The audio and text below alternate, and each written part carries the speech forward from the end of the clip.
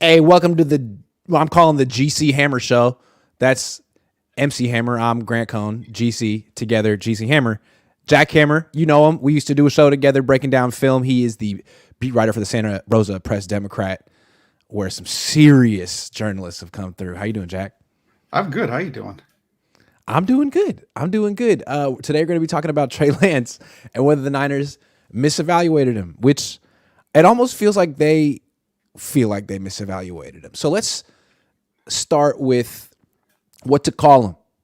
Is he a dual threat quarterback? Kyle Shanahan called him one after the season ended, and it was, I think, the first time he ever referred to him as a dual threat. And I feel like Kyle Shanahan, as he often does, goes back and forth. What would you say? That's kind of why I asked this question, because he talked about him that way, and there's just been a lot of debate about the way that Trey Lance has been utilized, right, in San Francisco. So, is he a dual threat quarterback or is he not? And you go back and you look at what he did at North Dakota State, and there was a lot of dual threat stuff that they asked him to do at North Dakota State, and so I kind of think that he is. I think that's part of what drew the 49ers to Trey Lance. Why they made him the choice was because they liked the fact that he could run, and he brings an element that they didn't have with Jimmy Garoppolo. That's, I think, the whole reason why he's in San Francisco to begin with. I agree. I totally look at him as a dual threat quarterback, and he's not like Lamar Jackson or Justin Fields. He's not necessarily the most athletic player on the field, but I definitely think you can use him as a runner. And I think some of the conversation about him has been a little too simple. Like, is he running too much or that kind of stuff? Like, he should run. But I guess my issue with him is, because the way you look at it is he's in the backfield, he's in the shotgun. If he does the zone read, like, the defense is looking at him. They treat him as a dual threat. And the NFL has not let him run very much, especially on that play. So what I would say is when he comes back, especially off this injury, is like, just let him hand off. Let him be a decoy for a while, because it seemed like when he handed off, the running backs did really well. Debo, everyone did really well, and sort of let defenses sort of start to think that he's just a decoy and then start running them. I feel like the Niners kind of pressed the issue really aggressively early in games, early in the season when he wasn't having success with it. And everyone else that he was handing off to was having success. It's the way I looked at it. But I do look at him as a dual threat, and I think if he were on Philly, they would be running him a lot too. They wouldn't not run him. Yeah, and that's the other part of this question, right? Why it's a good one is because this has been a hot topic around the 49ers since over the weekend, right? When it comes to Philadelphia and the 49ers, Jalen Hurts, right? This has been a huge topic of discussion. And I pointed it out during the season that the 49ers, when they drafted Trey Lance, I think the 49ers wanted him to be for them what Jalen Hurts is for the Eagles. They wanted him to be that guy that was going to run. I think those two organizations are very similar. They both want to have the best defense. They both want to run the ball. I think so. I agree. And I do think that I think that the only area where Lance, I think, struggles a little bit is I just don't know if he has the speed to get to the edge that they were expecting. And so when you run Trey Lance, right, he's primarily going to have to go between the tackles because he doesn't really have the speed to break out on those zone reads around the edge quite like you would want him to do. And so I think he's a little bit more he's going to have to be between the tackles. And I think the other piece with him here is we need to look a little bit at how they're utilizing him, because I know like the runs between the tackles, that's where the big issue was for people. But I don't know. For me, I look at quarterback draw completely different than I look at the play that he got injured on, for example, because a quarterback draw is very similar to a scramble. Everything about it is trying to open up the defense so that he can then get up. And when we watch Trey Lance run quarterback draws, I don't think we've really seen him take a big shot. Usually he's running up into the back of an offensive lineman or diving into, right at the end. Mm-hmm. No, I'm with you. I'm not saying they should. If you say don't run him anymore, like, I don't know how viable he is as a quarterback. The whole thing is that he can do both. I think that the problem is Philly took Jalen Hurts with like the 50-something pick. You can take a running back there. Mm-hmm. You can run your quarter. No one's going to be upset with how you use him. But you trade up to number 3, all of a sudden everyone has an opinion, and it's like a precious commodity. And if you get him hurt running, everyone's like, well, you're a freaking idiot. And the Niners have like complicated the issue by saying, we we want to develop them the right way, and we want to, that kind of stuff. So it feels like they kind of changed the story. Kyle was because honestly, if they wanted a dual threat quarterback, it was Justin Fields. They took the wrong one. If they were looking for a dual threat, I thought they were saying, yes, he's mobile, but we don't want to think of him that way. We want to use him like a traditional guy, and then all of a sudden they hand him the starting job, maybe internally decide, he's not ready for it. Let's decide, we're going to call him dual threat. Dual threat. He's a dual threat now. Yeah, and that's where the misevaluation of Trey Lance came from. Is he Justin Fields? No, he's not that guy, right? And I don't think they wanted him to be Justin Fields, where he's scrambling all over the place. I think what they liked about Trey Lance is that he runs the offense, but he doesn't. He's not really.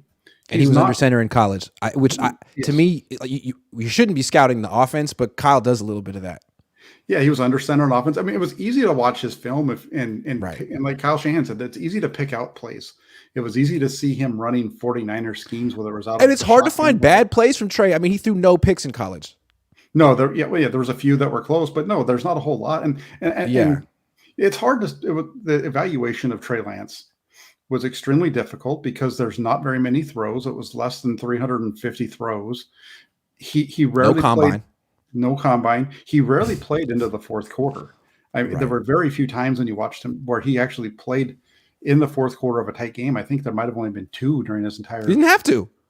Right, he didn't have to because they were blowing everybody out. It was right, and so he would have been better suited going to Iowa State. Yeah, he would have. He would have been better going to Iowa State. He would have been better going to Minnesota, what have you. Definitely. Honestly, yeah. It's too bad that Minnesota didn't want him. I mean, I know they got that guy Tanner Morgan, who's whatever, fine, but anyway, that didn't happen. Did the Niners misevaluate Trey Lance? I think they did.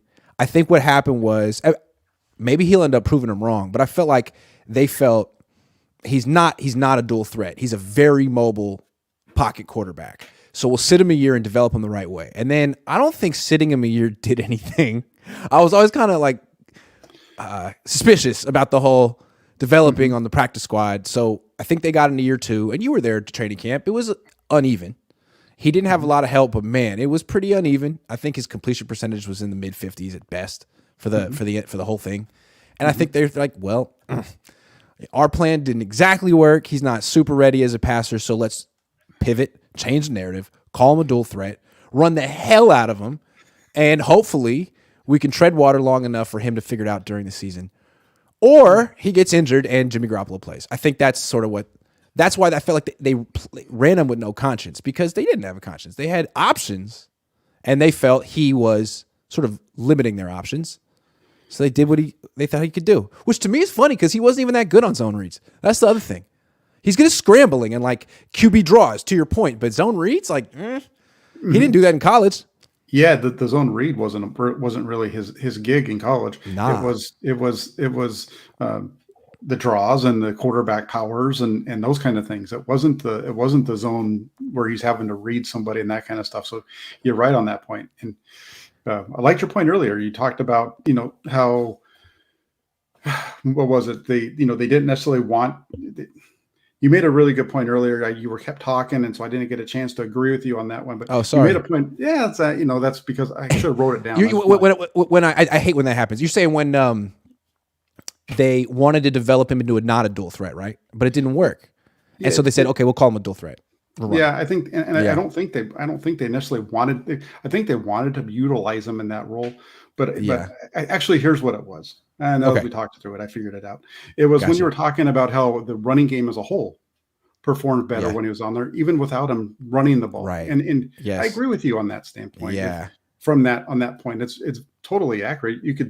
They were running almost a 5-yard at a pop clip. I mean, Debo was like unstoppable. Elijah Mitchell, they only had like 6 carries in the season. That was another rough one for Trey Lance. Like Elijah Mitchell got hurt immediately. Jeff Wilson Jr. took a game or two to get his feet. But honestly, the run game seemed like it's way better with Trey Lance on the field than it is with Brock or Jimmy. And that's just like math, right? That's the 11-on-11 thing. As long as defenses treat him like a dual threat, that's good for the 49ers running backs. And I think the Niners could use that early in the season while they're finding themselves on offense. If Trey Lance is still on the team, God forbid they trade him. I mean, I don't know. But if he's still on the team, just that would make me want to play him over Sam Darnold, unless Sam Darnold is really tearing it up. Really, yeah, we'll get into the Sam Darnold Yeah. Trey Lance thing, because that's there's a lot of interest for me when I look at, because I watched some Sam Darnold film and I watched him and I'm like, and these guys are very similar. The only difference is one guy's been in the league for a couple of years. Yeah. But maybe that's what Kyle's thinking too, right? 2 number 3 picks. You know what I mean? Now he's kind of hedged his bets. If it doesn't work with Trey, I can just say, well, I got this other number 3 pick who had a lot of talent that I made it work with. Yeah, well, and if it does with Darnold, they have that ability to. He's cheaper, right? That's where I know that people are talking about possibly trading Lance, and if they trade him, they save some money that way, and they have a quarterback who's already cheaper, and they're both young, 26, 23, or 22, I guess it is for Lance, going to be 23, and these guys are young, and who knows what's going to happen with either one of them, Trey Lance or Sam Darnold. We don't know what they're going to be in San Francisco. We know what Darnold's been in New York, and he was okay last year in Carolina, but we don't know what he's going to be like in this scheme. And it's interesting because I've quoted this a couple of times, because you and I did a film breakdown of Sam Darnold. We did. Remember that back in 2021. We just ridiculed him. It was awful. Well, I think between they were playing the Niners. I don't remember who they were playing in that one, but it was because it was at that point when Sam Darnold might come to the 49ers, and everybody was talking to him about him coming to the 49ers before the 2021 season. And we looked at that film and we came away with 2 things. One was, man, Darnold just doesn't look good. And the other one was, holy shit, Adam Gase is awful. Those were our 2 big takeaways. Yeah.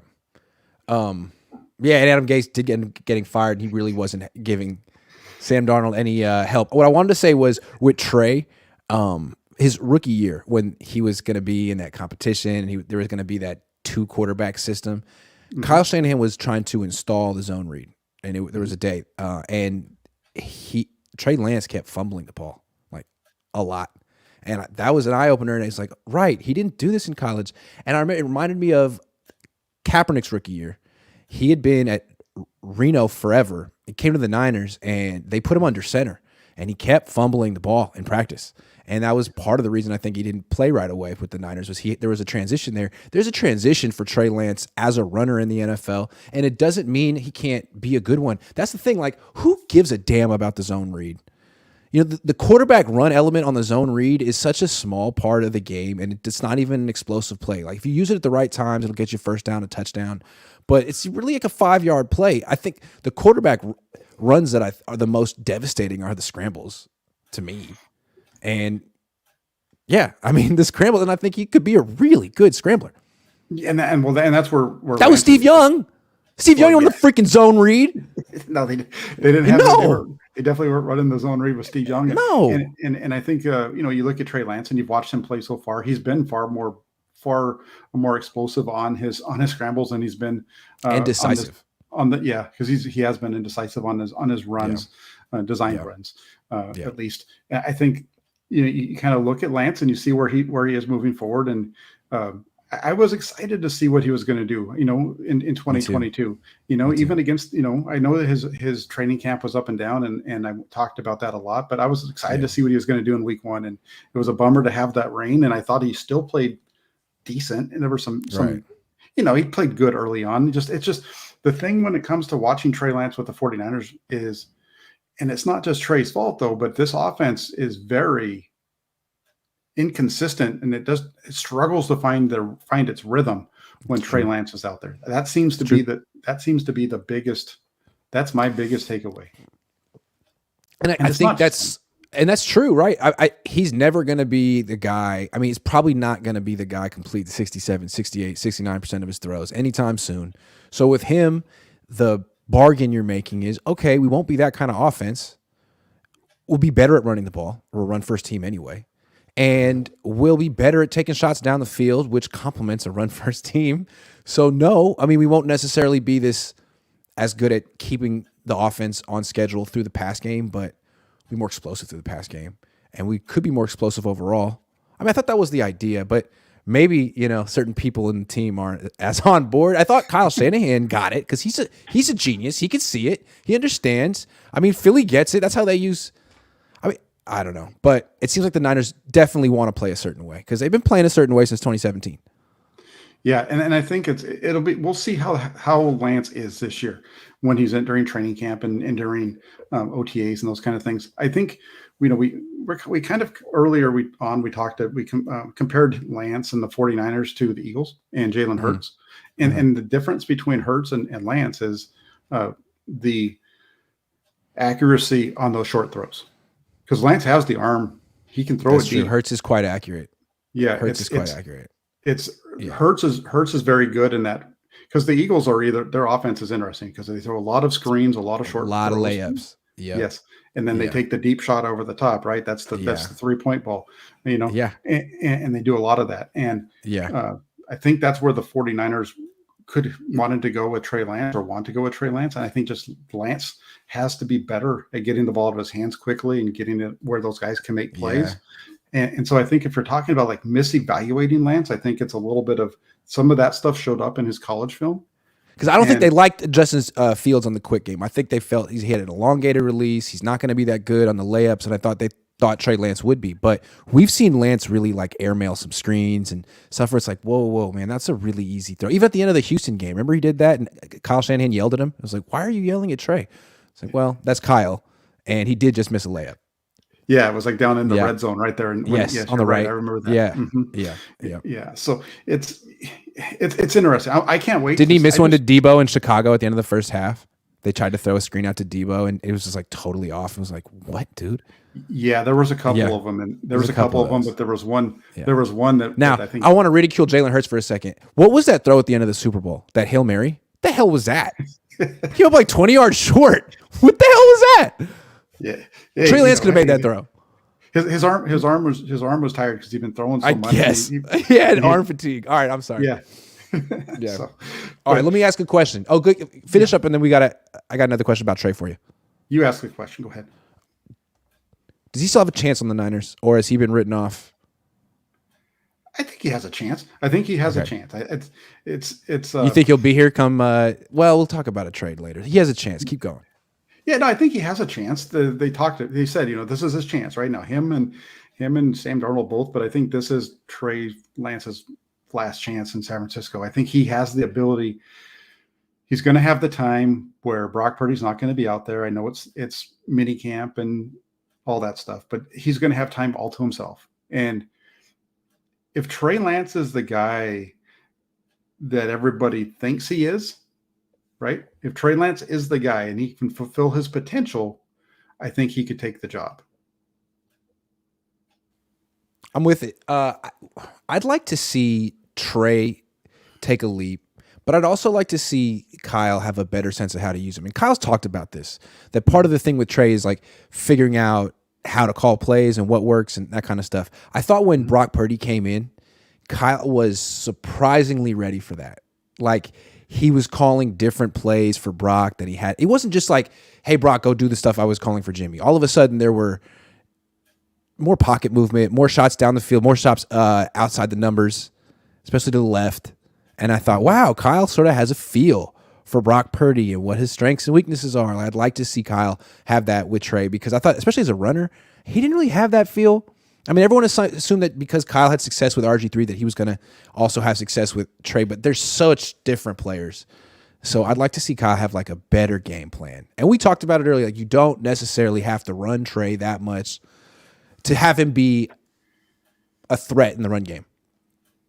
Yeah, I don't know if the offense really changed all that much when Brock Purdy came in. I think it was just Brock Purdy. I think he just was able to run it better. He was just more. Wasn't there a stat though that like Brock Purdy had like more 30-yard touchdown passes in 2 weeks, 3 weeks than Jimmy had in 5 years or something like that? I mean, there was a little bit more of a vertical element at first, but then Brock started checking it down to say, I mean, like his life depended on it. Yeah, well, I think the thing was he was actually, I think Garoppolo threw those plenty. He just didn't hit them. Whereas, That's true. Whereas Purdy came in and he hit him. He hit like That's I think true. against That's true. Wasn't against Tampa. Well, I guess I was just impressed that Kyle had the confidence to call him. You know what I mean? But maybe Kyle feels, yeah.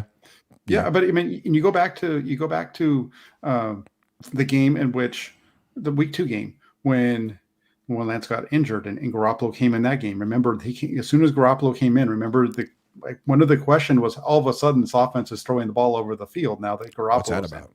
Exactly. Maybe that's a game management thing from Kyle. He's like, well, people think I'm not going to have confidence in my backup, so they're just going to expect me to run the ball, so I'll take shots. It could be. It could have been that. And there was, I remember that. I do remember there was a deep shot early on with Garoppolo. I think he went deep to Ayuk and he missed him in the end zone. Just like it was a terrible, Garoppolo throw. But it was I think the biggest. We'll get into a little bit more in terms of Purdy and Lance. I would be interested to see how well Lance operates that's the same offense, but I would be interested to see Lance operate an offense that isn't asking him to run the ball at all. And it's just like everything is the same as what he does with Purdy or Garoppolo, it would be interesting to see how that works and if it even can work. And I saw you posting clips of Sam Darnold in Carolina. Like, he runs a mid 4.8, like just like Brock Purdy. I mean, they're pretty much the same athlete, but in Carolina, he'd run a zone read once in a while. You can do that with Trey Lance, but it doesn't have to be a major feature of your offense. It really doesn't have to be. And if Bill Walsh were the Niners head coach trying to develop Trey Lance, and he was a hell of a quarterback coach, he wouldn't be wasting his time on quarterback-driven runs. It's just a small part of what you're trying to get accomplished. That's 100% accurate because that's what he did with Young, right? Yeah. The quarterback run game was different back in those days. You didn't have really the zone read and all that kind of stuff anyway. But no, you're right. That was exactly why he brought in Steve Young, was because Montana had the back issue, and he didn't think that Montana was going to be able to really recover from that. And because of the back issue, Montana, in Walsh's estimation, I think, was losing some of that foot quickness and that mobility that made him so good in the early part of his career. And he saw that in Steve Young, and it was just a matter of taming it with Young. And Young, once he figured it out under Shanahan, the other Shanahan, won a Super Bowl and MVPs. I love how everyone is so focused on the throwing portion of a quarterback, but Bill Walsh was all about the feet. And he wanted quick feet. He wanted an athlete. And yet he wasn't installing the freaking option. You know what I'm saying? Like, there was a reason. It was feet for passing. That's what he wanted, and feet to get away from pressure. That's timeless. It's always going to be important for a quarterback to have those qualities. And I also look at Andy Reid. Like, Donovan McNabb wasn't running the zone read. Patrick Mahomes, they threaten it. He might do it once in a while if you're sleeping, but he does use his legs. I mean, he ran for some big runs in the Super Bowl. He's a threat, but it's not like you just run him with no freaking conscience, because once you break his ankle, you're lucky if you got a Brock Purdy waiting. No, yeah, 100%. And the Mahomes runs are all off scrambles. The good runs that we saw from Brock Purdy were off scrambles, right? He wasn't running zone read or able. They called one zone read for Brock Purdy. It didn't go well. Mm-hmm. Yeah, it was pretty ugly. He ran to the back of his offensive lineman or something like that. Yeah, I don't remember exactly how it worked, but I know it wasn't very good. I just, and so we'll see how it works out. The whole thing you talked about, and you were on this a long time ago. You were on this back in 2021 when we were scouting who the 49ers were going to take a quarterback. You kept saying that one of your things that you kept talking about was their ability to get out of trouble. That's why that's one of the reasons why you weren't as high on Mac Jones as I was. Right. I feel like the league is trending that direction, man. Like, it's you either are the kind of quarterback who gets the ball out of his hands in like 2 seconds, like Drew Brees, or you can get out of there. And I feel like there's very few Drew Breeses and Peyton Mannings anymore. Mac Jones was supposed to be that guy. Maybe he'll get there. Whatever. We'll see. I mean, and I think like Brock, what was crazy for him is he can get out. Like, I didn't know he could do that. I didn't scout him that closely at Iowa State. Man, he's elusive. Wow. It's interesting because him and Sam Darnold are very similar in terms of their athleticism. Brock's Purdy has a little bit quicker 10-yard split, 1.55 to 1.66. But you start to look at Darnold with his movement, like the shuttle and those. He's got fluid movement for sure. Yeah, and he's way quicker than Brock Purdy on those. So I posted that on Twitter yesterday, and people thought I was talking about one guy being quarterback one, the starter, and the other guy. No, I totally understood what you were doing. Like, hey, they're really freaking similar athletically. Yeah. From an athletic standpoint, they're very similar. And again, you look, and we don't have that data on Trey Lance because he didn't go through the combine, so that's unfortunate. Right. And that's, to me, it's really scary. to trade 3 first-round picks and a third for a quarterback, and you don't have all the data. You got one year starting experience, no combine. I'm thinking I'm going to get that wrong. The odds are high I'm getting that wrong. I might as well just pick names out of a hat and do better than that. Whew. Anyway. It's 1 year starting experience. It's only like 2 years in college. And that's Right. I know nobody likes Mac Jones. So I'm not, the reason I'm saying this was with Jones, he only had the same number of starts as Purdy. He only had 17 too, but he had been Right. he'd been at Bama for 4 years. He had been on the scout team for a little bit longer. That's a good point. Not that, I look at real quick before we jump off, and I know we're saying Mac Jones and that, but I think that if where the 49ers are with, I don't know if this was something you were going to talk about, but Mac Jones and Brock Purdy, they're the same guy. They're very similar when it comes to their quarterback, but except for I think Purdy's a little bit more mobile, and he's just a better dude. Well, that's a big thing. That's a big thing. I think you're looking at quarterbacks failing around the league. If you can't get the locker room behind you, you're done. And look at Carson Wentz. Look at Zach Wilson. But I think what's interesting also is we're talking about it was a bad year to want a quarterback, incomplete evidence, all that stuff. Yep. It was supposed to be like this unreal year for quarterbacks, like 1983 or something. Actually, it wasn't. It was Trevor Lawrence and maybe Justin Fields, and the book is out on the other. But frankly, Mac Jones could be traded. Trey Lance could be traded. No one wants freaking Zach Wilson. Like Justin Fields, I mean, it's impressive that they held on to him and didn't just take another quarterback. But that was a decision they had to make. They had the number 1 pick, so maybe next time there's a global pandemic, if that happens again, don't draft a quarterback. Don't do it. That's right. That's what we learned. You had very, very limited, and everybody's just based on, it's like crazy wild fantasies, predictions, and all of a sudden this guy that's should go maybe around 3 is going second overall. Yeah. Right. But again, if there had been no pandemic, Trey Lance would have started 2 years in college, and you would have known what you were getting into. But there was, Dustin the Gale says, "Did you guys hear the Aaron Rodgers rumor? What are the implications that the Niners are supposedly ready to trade for him if the Jets don't?" I did hear that rumor. Is it a rumor or is it someone's opinion? I was confused. I think it's more somebody's opinion that's what's going to happen. It's every year. This is. Yeah, it's a hot take. Everybody, this is one that's going to get 49ers fans talking. The 49ers can do it. As far as the implications, the 49ers, I was reading an article where because the salary cap implications aren't awful for the 49ers. It would be about 50. They pay Rodgers would be probably about $15 million against the cap for him this year, and about 26 next year, and then it kind of goes from there because of options and things like that they can do. But the problem is that Aaron Rodgers is already 40. How much longer is he going to play? Is he going to play till he's 44? Because if he's not, then you're wasting money on the back end. Also, the Niners just got done saying that the key to their roster construction is a quarterback on a rookie deal. Like Kyle said it, Lynch said it, Jed said it. That being said, they change their story every 2 weeks. So, and they don't seem to care that you know what I mean? They can be like, whatever, it's Aaron Rodgers. So, but it's like, you just said that you want to go cheap at the quarterback position because you have this special team, you want to keep it together. Like, you're going to break it up for freaking 40-year-old temperamental Aaron Rodgers? Man, probably. I guess you might. But also, it's interesting to think that him and Robert Saleh are like fighting over this. That would be interesting. How many bridges are you going to burn? Sorry. No, that would be interesting to have the Saleh and Shanahan having to go for him. That would be a lot of fun to see. It would be a lot of fun to see because essentially, think about it. If Kyle Shanahan goes and gets Aaron Rodgers, he's already burned the bridge with Matt LaFleur over this, right? This was last. Yes. He tried to get Matt LaFleur 2 years ago. Matt LaFleur felt like it was behind his back. Wouldn't even talk to him after the game a couple years ago. Now, if he pulls the rug underneath Robert Saleh's feet and takes Aaron Rodgers, there's a high chance Saleh misses the playoffs this year, gets fired, blames Kyle. Damn, that's rough. Cutthroat world. That's right. Then he ends up in Miami, and the Dolphins take over the world. Yeah, Miami becomes like the refuge for all the people that feel like Kyle Shanahan's wronged them. Yes. JT O'Sullivan will be their quarterback coach.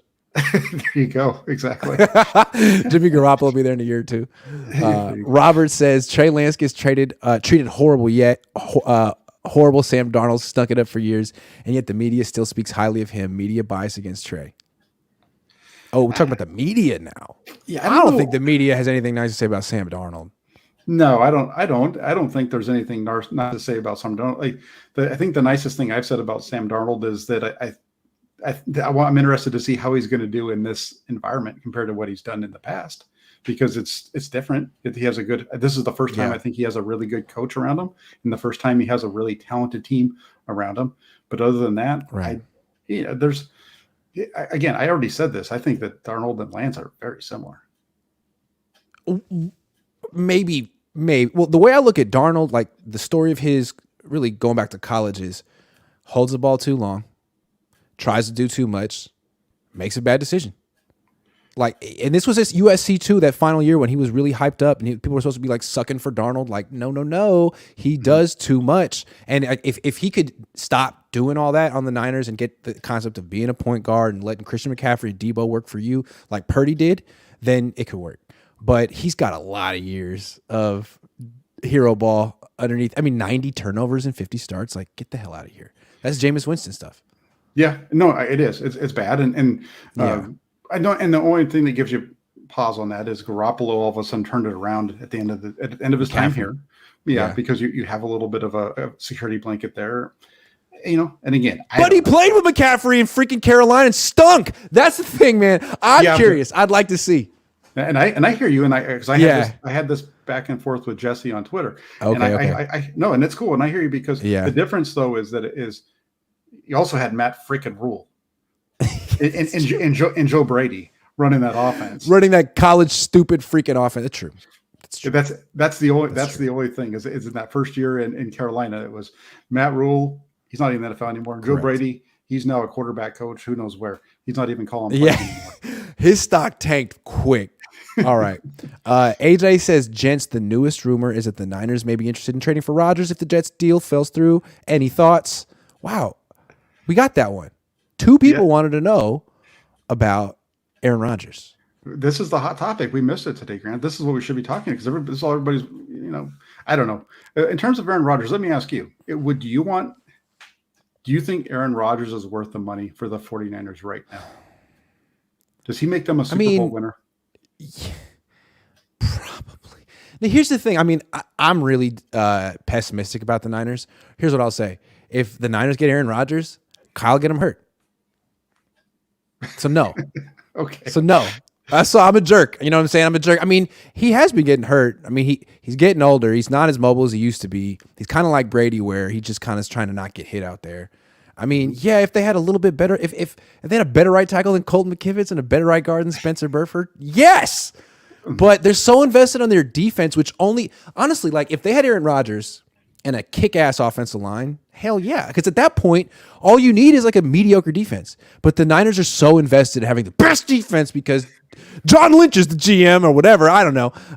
It's no. Not until they get a better offensive line. Unless I'm really underrating Nick Zakelj and he's going to come out of nowhere to take the league by storm. I don't know why you're throwing so much shade on Colton McKivitz. We've all seen him go. I mean, I don't know why you're saying that. I mean, we saw Colton McKivitz go out and how well he played against the Rams 2 years ago on that Week 18 game down in LA. That one game? No, he's cool. Yeah. I mean, I think we'll see how he does in pass protection over a full year. But like as a run blocker, I don't think he's going to.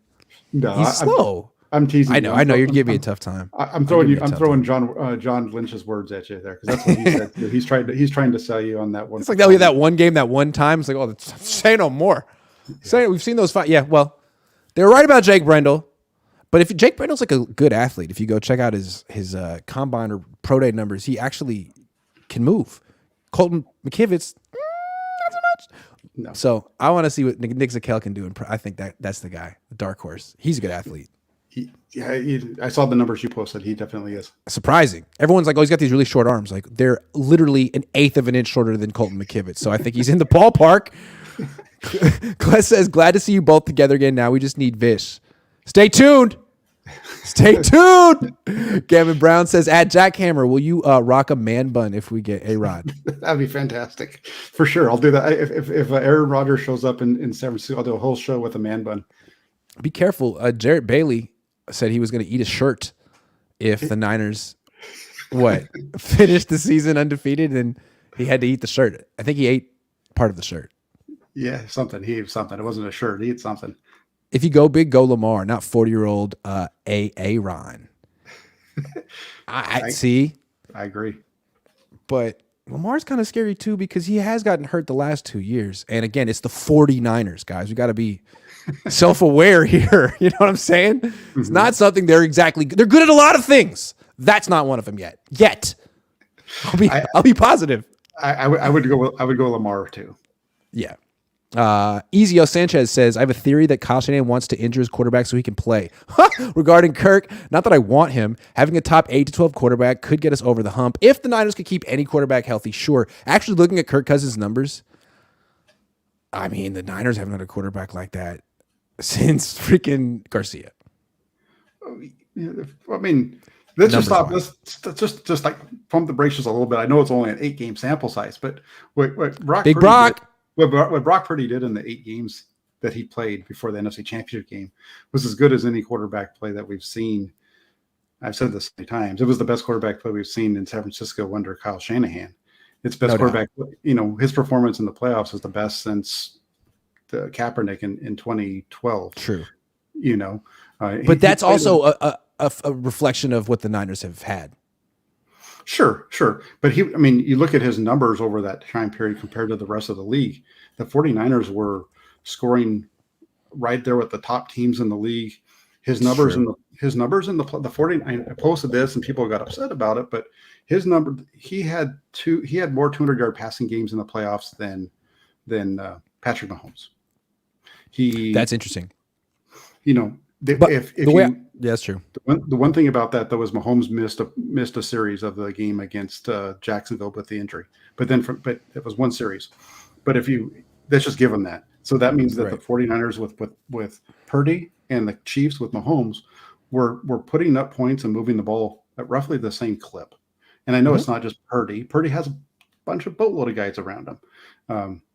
That's what the difference is. But I'm just saying in terms of the 49ers offense overall and the way they're performing. The way I remember it with Purdy is he was very efficient, like completed a high percent. He completed 67% of his throws. Also threw a lot of touchdown passes. Like that was something we hadn't seen in a while. He threw at least 2 touchdown passes in every start in the regular season. But he actually, wasn't super prolific with the yards, like 200. Let me go through his appearances: 210, 185, 217, 234. 284 against the Raiders in that game that went to overtime, 178 against Arizona, 332 against Seattle, and then 214 against Dallas, and then he got hurt. So I'm not saying he can't be prolific, but he wasn't driving the offense. It was still a run-first offense. Or he was throwing short passes. I don't know what it was. It was a little bit of all those things. Yeah. It was a little bit of all those things. Yeah.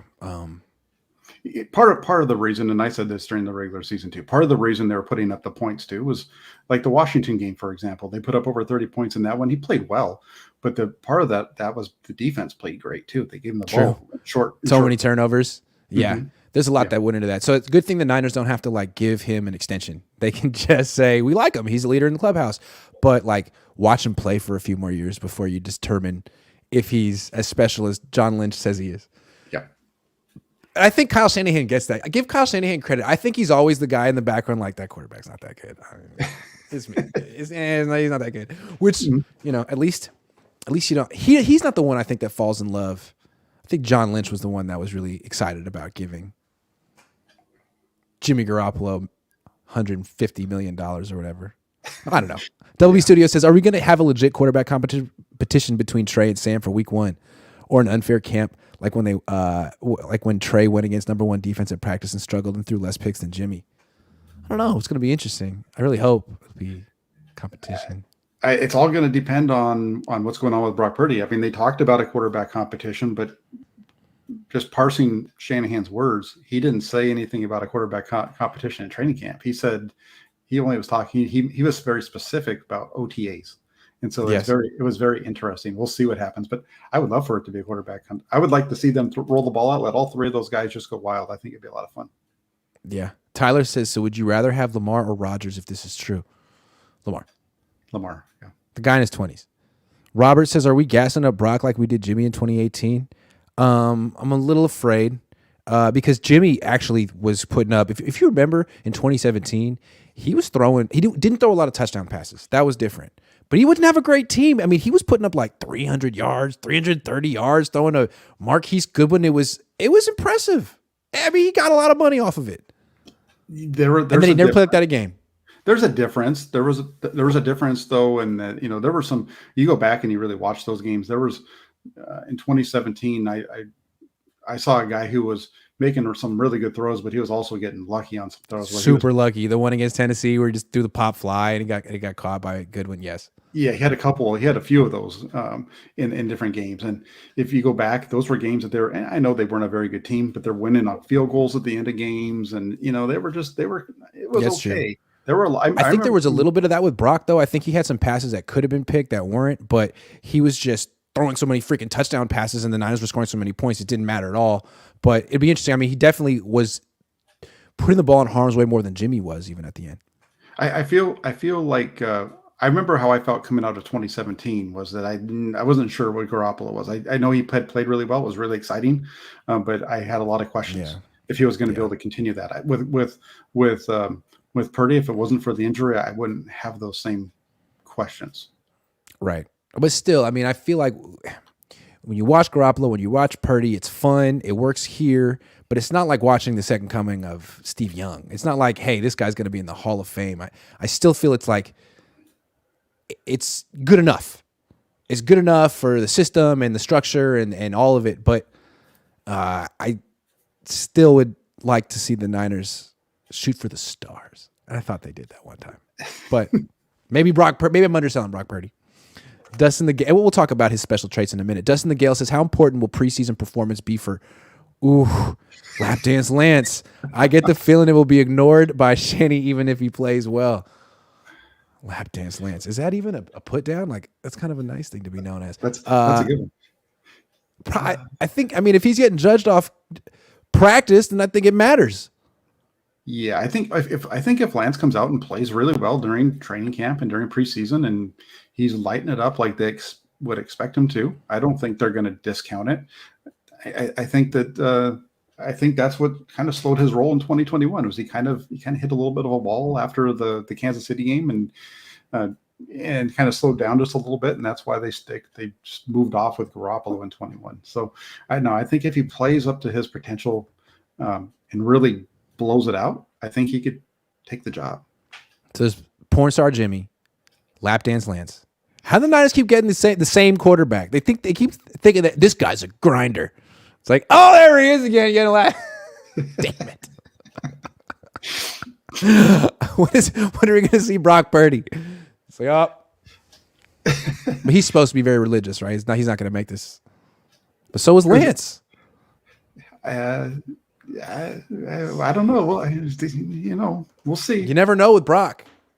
The good thing about it is that he's in Arizona. There's really not a whole lot going on in Arizona. That's true. LC says, do we think Trey will actually be good with playtime? Everyone thinks they're going to win the Super Bowl. The window is irrelevant if you ask me.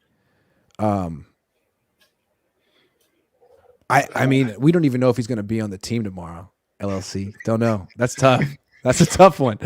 Dalton Coleman Film says, we debated if Kyle would be gone for his decisions last season, like play calls and hurting every possible quarterback. Now we see his decision making in the offseason. How does anyone keep rooting for this guy? Because he was preceded by Chip Kelly and Jim Tomsula, man. Niner fans have some serious scars. They don't want to even talk about it, but it's there. Yeah, no, that's why the stuff that went on Saturday, first JT O'Sullivan and then Raheem Mostert, was just hilarious. It was like unprecedented. Eddie King, thank you very much. We're going to talk about the criticisms too, but first, before we get off the Trey Lance thing, if he does get traded, what do you think a realistic timeline would be? Are we talking draft night? Are we talking preseason trade deadline? What do you think? Next year? It doesn't make any sense. to me, it doesn't make sense for them to trade him during the draft. I know that's kind of what's been out there. I don't see it that way. I think if Trey Lance is going to get traded, it's going to happen at some point around training camp. They can, and towards the end of training camp, maybe even into the season.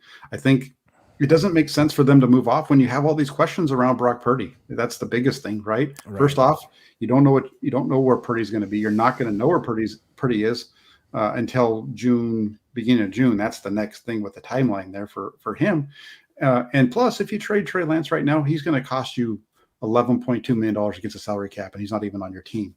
So I just don't see that happening. I think if Lance gets traded, it's later on. You're going to want to see that Purdy's healthy. You're going to want to see that Darnold is competent enough to kind of take the reins if he has to come in. And you're going to want to see whatever rookie that you bring in that he can maybe be your third guy. I think all those things have to play out. And there's a way that Lance can still outplay Darnold and still have Darnold be the backup because they trade Lance, if Purdy's healthy. It just yeah, I agree. I mean, that makes sense. It just seems to me that what happens if you do that, the consequence of doing that is his value could really go down because the amount of teams in the quarterback market will reduce once the draft happens. Mm-hmm. And then also, like, if he goes into camp and loses a competition with Sam Darnold, or he starts week 1 and plays poorly and gets benched for Brock Purdy, who the hell's going to want Trey Lance mid-season? You know what I'm saying? Like, no training camp, doesn't know your system. Like, I don't think you might not be able to trade him. And then when you try to trade him next year, it could be for like a pick swap in round 6. So I think, I don't know what he's worth right now. But let's say a team calls up the Niners on draft night and says, we kind of have Trey Lance ranked right around the late 1, early 2, which I don't even know if a team would give that up. And you're afraid his value would tank soon if he actually gets on the field and loses a competition. Would you take it? I mean, it's $11 million dead cap hit. For me, if I was able to if I'm going to get a late 1 or maybe an early 2 for Trey Lance, I would say, yeah, I would probably pull that trigger. See, I just don't see that. I don't see that being. I don't see it either. The only way I can see the 49ers. The only way I can see the 49ers getting something like that is if Dog disagrees. Yeah, I know. He's mad. He's pissed off. He doesn't like me talking bad about Trey Lance. He gets mad about that. So he's a Trey Lance guy. He even has a little number 5 on his jersey that he wears. Respect. But no, I just if you're going to be able to get a high second, maybe the 49ers have to give up one of their third rounds, Lance in a third for 28 or something like that. Mm-hmm. Then I would pull the trigger on that because that's about what you gave up for Lance, right? You gave up 3 firsts, but all those, but two of them were at the end. The two picks that you didn't use were after 28. So if you can get 28 or so right around there, you're not giving. It's a wash in terms of the capital. That's what I'm saying. Like, if it's scary because you laid it out, you don't know what's going to happen with Brock, and it's freaking Sam Darnold, but. If you could get 28 now and only a 5th round pick or nothing, freaking nothing, if you wait until the season and he doesn't play well, I mean, you got to make a business decision and ask around the room, like, who believes in Trey Lance in the organization? Raise your hand right now if you don't want us to trade him. Say something or forever hold your. It just feels like there's no one left that really, really wants to go out on a limb for him. If that's the case, then. Trust your evaluation and move on. Don't ride the freaking fence like you did with Jimmy Garoppolo forever. Yeah, and I understand that. That's why for me, I can be sold on it. I'm not like steadfast in this where I'm saying this no way it cannot happen. I just because there's 4 top quarterbacks, right? They could go 1, 2, 3, 4. After that, you could argue that Trey Lance. I mean, Trey Lance is younger than Will Levis, but he's not right. If he wouldn't be drafted ahead of Will Levis, but you could argue he would have a higher draft grade if he was in this draft than Hendon Hooker, who's coming off a torn ACL at 25 years old. I mean, so wherever Hendon Hooker is going to get picked, that's kind of the Trey Lance trade market, right? I don't know where that is, but no, there's teams that are going to be. I think there's teams that could possibly want to get him if somebody's willing to give up a late 1, early 2. I would be down for that because I think that would be great value for the 49ers to make that move. I play it a little more conservatively, and that's Right. probably why I feel like, I'm saying it the way that I am. Right. That's just my own. And I think the 49ers tend to play it a little bit more conservatively too, just the way that they go after it for the most part. Even they made the trade for Lance. They gave up a lot, and people talked about we talked about it, about how much, but we just said, too late first round pick. That's not a whole lot. I think that in some Think ways about it though. it's almost like it cost them more to get That's true. Christian McCaffrey than Trey Lance. I see what you mean. Yeah, they could do it. And also, if they trade Lance in the third to get a late one, what they could do is they could trade up again. They have all these picks. They could move up from the end of the round one to the middle of round one and get a real cornerstone impact player for this run. I mean, they're in a win now move, right? The whole point of trading Trey Lance is like, look, Trey, we're so sorry that we wasted 2 years of your time.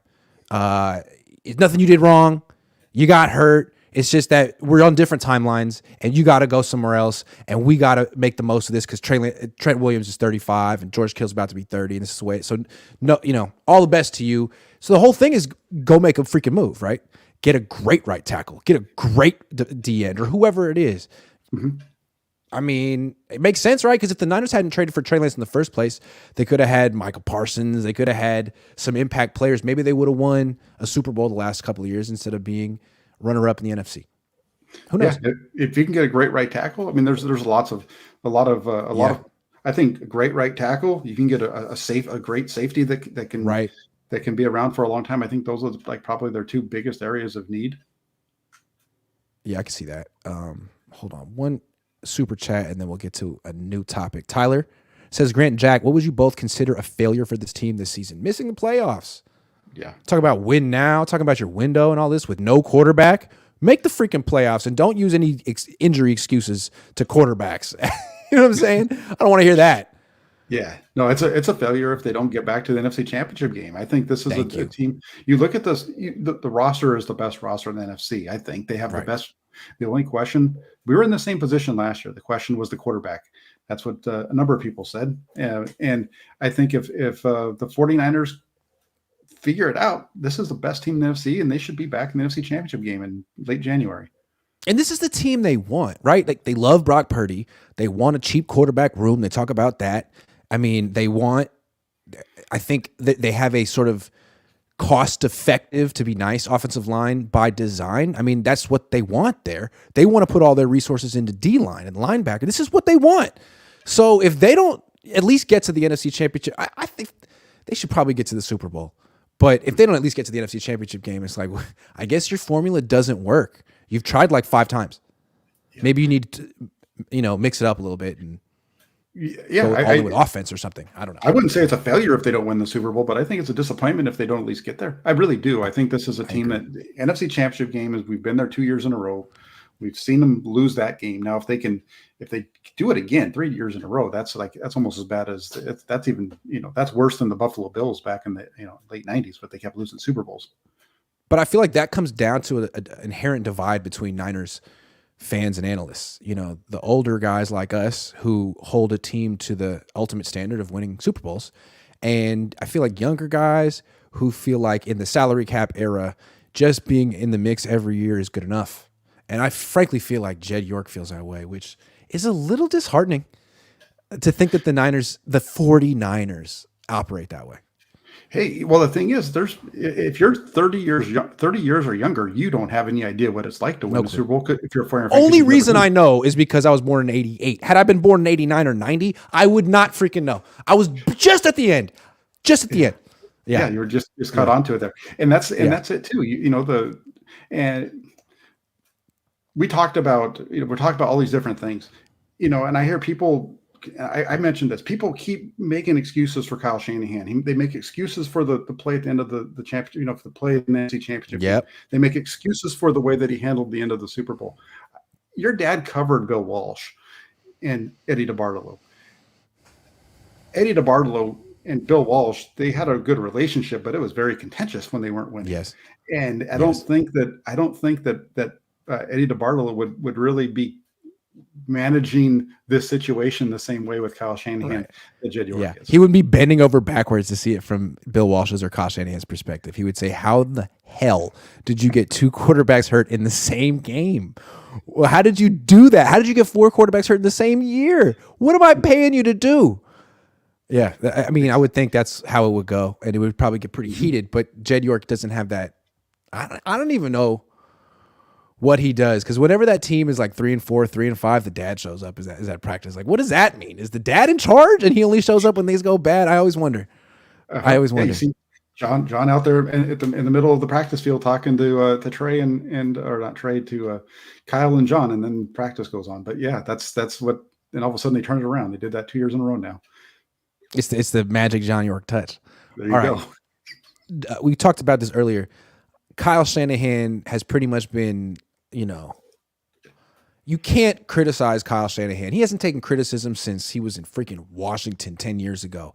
Until now, all of a sudden, JT O'Sullivan, Raheem Mostert, Kurt Warner during the season, but mostly on the same day, JT O'Sullivan, Raheem Mostert, it seemed like something has shifted in the air. And do you feel like the criticism is valid? Yeah, I do. I think Raheem Mostert in particular, I really agree with what he said. Kyle Shanahan's lost 2 Super Bowls because he hasn't run the ball late. One of them, he was the offensive coordinator, I understand. But you go back and you look at the Super Bowl that he lost with the Falcons, and I was looking at it, some stuff on it yesterday. His offense held the ball for 11 minutes in the second half against the Patriots. No, Up 25. No. I wonder why they lost that game. I wonder why their defense struggled. Well, maybe if your offense had just held onto the ball a little bit and not kept putting them on the field by going 3 now, maybe they would have played a little bit better. Who knows? Maybe. Yeah. And then in the Super Bowl, you keep, it's kind of the same situation. It's it's Jimmy's fault. He audibled out of the runs. Well, you're the head coach. You control everything that's going on. Maybe you tell him, if you don't like this run, you are audibling to another run. Do not audible to a pass. We want to run the ball here. You're in control. Yeah, I mean, Jimmy doesn't have that kind of control. He has two plays he can choose between. As a coach, you can give him 2 runs. You can do that. There's no rule against that. Give him 2 runs. Run left, run right. Those are the 2 freaking runs you get, buddy. Hey, Check it to left. Yeah. Exactly. And there was a big play. There was a big play earlier this year where they audibled, and I think it was Garoppolo audibled from one thing to another, and it was a big play, and people were, it's there. You can it and run it the other direction or whatever. There's lots of ways around it. So I do think that the criticism there is valid, and I think what O'Sullivan said was, when I listened to the points that he made, he definitely made some valid points. I don't agree with all of them, but I do agree with his stance on what took place in the NFC Championship game. Wholeheartedly agree with him there. Even though I can see where he's going when he talks about the injury to Jimmy Garoppolo. I disagree with him a little bit more on the one when it comes to the Trey Lance play. He's not saying that it's wrong to run the quarterback, so take that part out of it. He was talking about, basically, my disagreement is when he's talking about the right guard and his job and what he should have done. I disagree. Get that initial double team. Because the scheme is for him to step down, and you're having him step down because you want that defensive tackle. You want him to step down as well because that's opening up the run lane. The problem is Mike McGlinchey needs to make his block. If Mike McGlinchey does his job and gets the block, then it's I thought it was interesting how poorly McGlinchey executed on that play and Trent Williams. Yeah, and Trent Williams' execution is poor because of McGlinchey, because he gets tied up because McGlinchey gets beat, and then once the timing's all off. Yeah, the timing's all off. And he's a bigger guy, and I know he's quick, but he's not going to run into somebody and then take off at full speed again. It made me laugh when JT O'Sullivan broke down the one at Josh Johnson and was like, look, I like that you got, a couple extra blockers in, but like this pass concept is like straight from 2004. That killed me. It's like, yeah, you're really running a straight 7-step drop from under center with Josh Johnson against that defense. Like, what are you doing, man? What are you doing? It was amazing. Yeah. Yeah. Yeah. And that's Kyle, though. I mean, his pass concepts aren't exactly cutting edge, man. He called it straight out of 04. That's harsh. Yeah. Well, the one for me was the Purdy play. And he talked about it. He said, why are we doing this? I mean, it's one thing if you're going to do it, but why are you leaving the tight end? And I know people keep saying that I don't really give a shit if they do. I don't give a shit if they did that against the New Orleans Saints, right? The New Orleans Saints weren't the Philadelphia Eagles. And one of the things he talked about them, he's like, why don't you just use a straight 5-man protection, and have still have that tight end. That was smart. That was totally smart. You have a better chance. You have a better chance. What? Or have Debo come around and have him block too. Like, there were 2 or 3 things that JT O'Sullivan suggested that were better than what the Niners did. JT's good. Well, what JT O'Sullivan said in terms of the 5-man protection, guess what? That won the Super Bowl. That's what they did. See, and then he immediately transitioned to the nepotism thing. And look, I know I'm a nepotism person. I'm not a coach. I think when you get sons of coaches in the league, yes, they grew up around the game. Yes, they're conversant in X's and O's, but they didn't play the game at the highest level. And I think they may ask players to execute things that are totally unrealistic like this and say, oh, it's a tough block, but you got to do it. Like, what are we talking about? In no world can Tyler Kroft do this. And maybe if you actually have more coaches in the league who played the game at the highest level, not all of them, but some, maybe there'll be a little bit more empathy to, I'm asking you to do something that, is actually doable. Hey, why wasn't Tyler Kroft active the week before against Dallas? Because he sucks. I'm sorry, Tyler. He's good enough to go one-on-one with, and you're going to expect him to block one-on-one in the pass protection. He wasn't even active the week before against Dallas. So, and this thing, it was in the script. It was in the script, Jack. He planned it all week. He was proud of it. They repped it in the freaking walkthrough. And he's like, oh yeah, this is going to get him. This is going to be great. But meanwhile, it was a bad look that Debo Samuel jogged it though. It was a bad design, but it was also a bad look. Dude, Debo, what? They paid you so much money, man. Mm-hmm. Well, and let's be fair. If he's screaming around there like he's supposed to, it's not going to matter because number 7, he didn't care. That wasn't his responsibility. His responsibility was to get to the quarterback. And you saw that for like 2 plays before that. You saw him doing that. You saw him all season doing that. And 49ers thought they were going to get him. So the final criticism of Kyle is that his offense is a little outdated in the sense it's all run and pass, and the drop back passing game is not as fleshed out as it should be. Well, as his offenses have proliferated the league and defenses have adjusted, it seems like more and more defenses are doing what the Niners defense does, which is play the run on the way to the quarterback, right? Like, who cares? Who gives a damn about stopping the run? Get after the quarterback. And that hurts a play action passing team. All of a sudden, you're not getting them to bite the way they did 20 years ago because it's all about not overreacting to the run and not giving up explosive plays through the air. Mm-hmm. So he needs to adjust. Yeah. McVay did. Yeah, I mean, McVay also got lucky because Jaquazi Tartt dropped the ball, but lucky. So lucky. All right. Tell me a key date for Brock Purdy because I'm confused. No, the key date's going to be June 2nd. That's the big date because that's 12 weeks post-surgery. And that's, John Lynch, Kyle Shanahan both said, we don't know what's going to happen. We're not going to know until 3 months post-surgery, which is the 12th or the 2nd. Mm-hmm. And that's when they're going to get a chance to kind of see where he is.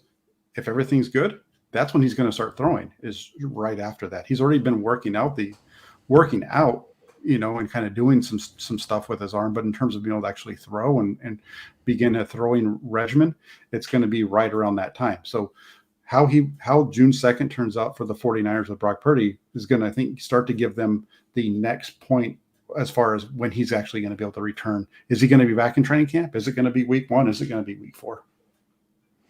Is it 12 weeks or 3 months? Well, that's been a topic that people, because like Brock Purdy said 3 months, but they said 12 weeks. It's a difference, right? Because they had the procedure on March 10th. If it's 3 months, then it's June 10th. It's a week. I guess it's not that big of a deal. It's not that big of a deal. It is and it isn't. But yeah. John Lynch is the one. He said 12 weeks. John Lynch is just chomping at the bit over here, man. He's like, Brock, get your ass back on the field. We love you. You're the greatest. John Lynch, he has said that he is an optimist. He always looks at things on the bright side. Yeah. Yeah, I guess so. I guess so. Okay, June But 2nd. Anyway, June 2nd to June 10th. That's called a window. Let's call it a window. At some point in it's that week, he should start throwing. yep, and that's right before minicamp. Now he won't be Interesting. participating. He won't be participating in minicamp because he won't be throwing a full size football at that point, or he shouldn't be. But he could be on a side field. Absolutely, I might He's be able gonna- to take a picture of him and put him on my YouTube channel. Yeah, I would. Or most likely someone in the audience will take a picture, we'll retweet it because there's rules. Yeah, we won't be able to. We won't be able No. to. The person in the stands will be able to, and then we can Doesn't get that his piss film you and off? then- yeah, it's kind of funny, but Oh, wow. no, I do think that we're going to see Brock Purdy there even during OTAs. I think we'll see him around. I don't because I think he's going to be there, but in terms of what on the field, I don't expect that. Remember with Jimmy last year? How he would just like kind of hang around and just I felt that was by design. He was like, "Hey guys, write about me, talk about me, look at me." I would do the same thing if I were him. It's my team until I'm not here anymore. Freaking my team. Like you pointed out, it just happened to be the first time he did it was the day that NFL Network showed up to practice. Just What a coincidence. coinky dink. Love it. Exactly. He is a very good agent. I'll say that. All Niners says, I've heard comparisons of Sam Darnold's early career and Alex Smith's. How do you feel about that? Head coach, OC changes, terrible offenses. Yeah. Fair. They're fair. both from like San Diego. He's Sam Darnold's from OC, but that's like probably from like an hour away from each other. Kind of laid back guys who seem like they're very professional. I mean, they would be backups if they had to be, but they're also proud. I can see it. See it. I could, yeah. Although Alex Smith figured out at around 27, stop losing games, stop doing too much. I think Jim Harbaugh helped him with that. So let's see if Kyle can do that with Sam. Yeah, that's really that's the only difference that Harbaugh really made with him was he just got him to Stop losing games, Alex. Please. You're killing us. All right. Give me one trait that separates Brock Purdy from Trey Lance. I heard you talking yesterday with Larry, and this is what kind of got me thinking about this. You were talking about the way that Kyle Shanahan deals with his quarterbacks, and it made me think about Phil Simms and Bill Parcells because they had a very contentious relationship. Bill Parcells rode him really hard, and they even had a blow up on the sidelines during the Monday night game back in '90. You were too little. You're probably 8 years. You weren't paying attention to NFL. I don't even know. I was 2. You were probably. I was 2. Come on, don't you remember that, Grant? Don't you remember? God, sorry, I missed it. I went to bed early that night. But I think that's how Kyle Shanahan is, right? He's very similar. He's kind of in that mold. He's going to ride these guys. Yes. And the difference between Brock Purdy and Trey Lance is that Brock's been around the game a little bit more, and his dad was. I know Trey Lance's dad was a professional athlete too, so both their parents were professional athletes. But Purdy's been around the block a little bit more, and I think Purdy's just a little more comfortable in who he is and what he can do and what he brings. And so when Trey's so green that if you ride him, it could actually, he doesn't have a bunch of experience to fall back on, a bunch of confidence to fall back on. Yeah, it hurt his confidence. They're both good dudes. Let's put that out there. But Brock Purdy, he's been through more. So when he's out there and Kyle Shanahan starts chewing his ass, he's just kind of like, in a way, he's kind of like Jimmy Garoppolo. He's like, okay. Like he's able to process what he's saying and then just go out and do whatever he does, but, make it a little bit better. Whereas I think with Trey, he just hasn't played as much. And so when he's getting shot, he's like, shit, I need to do this. I need to do that. And it's like really, that kind of grinds on him and wears him down. Whereas Purdy's able to just compounds, kind of let it. Yeah. And the other thing too. Yeah. Yeah. Well, the other thing too is with Purdy, that shows out in the way that he is on the field. And, he's a very down to earth guy. Both these guys are very down to earth, but when he's on the field, Brock Purdy is like, you know what? F you. I'm going to beat you. And I'm going to show you how I'm better than you. And he goes out and he does it. That's why he's not afraid to pound his chest and, beat helmets with Trent Williams and all that kind of stuff. Right. He just has the trait is confidence. And I just feel like he's uber confident, whereas Trey Lance is trying to find How could he be? How could he be confident? He hasn't played in 3 years. He broke his ankle. The team isn't super behind him. I get it. I totally agree. And the other person who had that confidence, my favorite player ever, Steve Young. Steve Young had that confidence. And I think that's why he and Mike Shanahan worked. John Elway had that confidence. He and Mike Shanahan worked. I don't know that all quarterbacks would work with Kyle, but to work with, you have to have that. And like we were talking about Mac Jones, a lot of people saying Mac Jones would have succeeded here. I don't know, for this reason right here. I mean, Kyle's negative and he will test your confidence. Mac Jones seems to have, I mean, he's got Bill Belichick. Bill Belichick coached with Bill Parcells. It's pretty similar over there. And it seems like he's almost objecting to it. So I don't know. But that's neither here nor there. Yeah, that's an interesting point about Brock. The one with what's interesting about Jones is that he played for Nick Saban, so that's what makes that whole thing interesting. Because Saban kind of seems like a guy who would kind of grind on you a little bit, but it's true. But there's difference, like being an amateur and sort of having to take it. I feel like a lot of college coaches can be, Urban Meyer-esque. Once you get to the pros and you got 15 million in the bank, all of a sudden you got an opinion.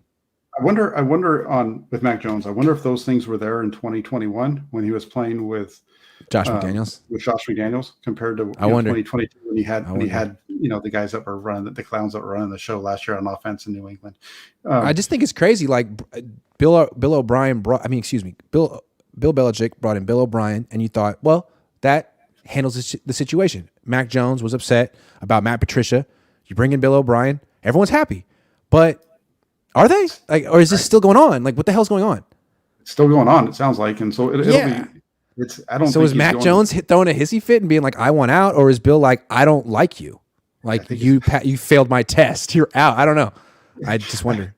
I don't like you. You're no longer. I just don't like you. You're out. I don't know.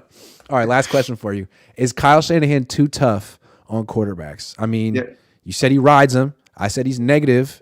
I mean, Kyle Shanahan swears.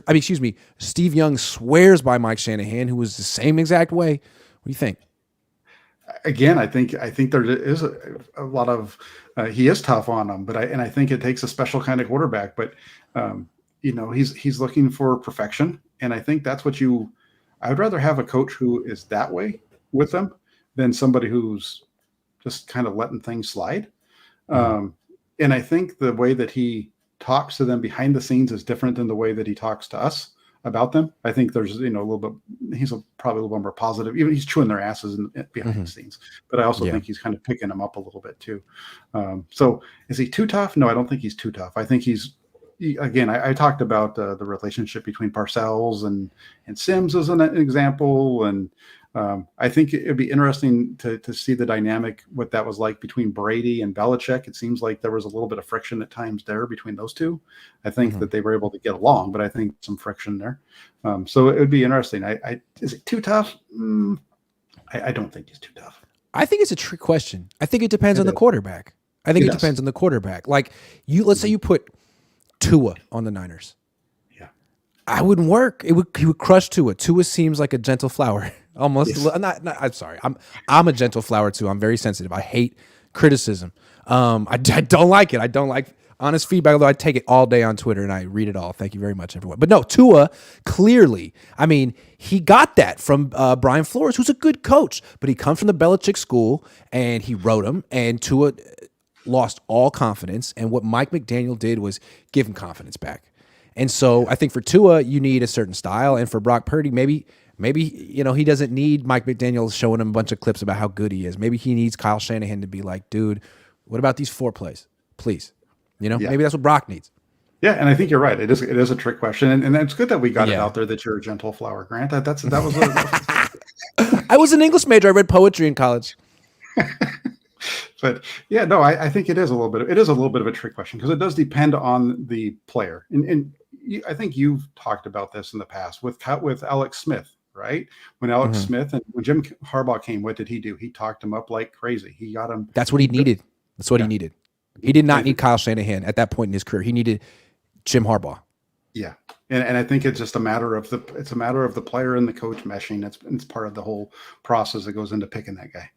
I'd love to hear what Donovan McNabb would have to say to this question. Donovan, is Kyle Shanahan too hard on they only worked together for 1 year, but I think Donovan felt he was straight up disrespectful to him. It would be interesting. Yeah, it would be interesting to hear what he says about Kyle Shanahan and maybe even comparing him a little bit to like Andy Reid, right? I don't know if he's maybe he's already said some things about that. But Andy Reid seems pretty positive, like kind of like a affable grandpa type. Like, we're all having fun here. Yeah. That's what he portrays, right? It'd be interesting to see what he's What like. is he really like? Yeah. Uh-huh. Mm-hmm. Yeah, because it seems like what Kyle does, he's tough on quarterbacks. And if he gets a quarterback who's a perfectionist like him, like Steve Young was a perfectionist, it could work. But it seems like you kind of constrict their creativity. Like Andy Reid allows Patrick Mahomes to throw interceptions and be himself and doesn't ride him at all. All he does is make sure that he's the most confident player at all times. And there's something to be said for that. Like, do you really need to be checking your best player's confidence?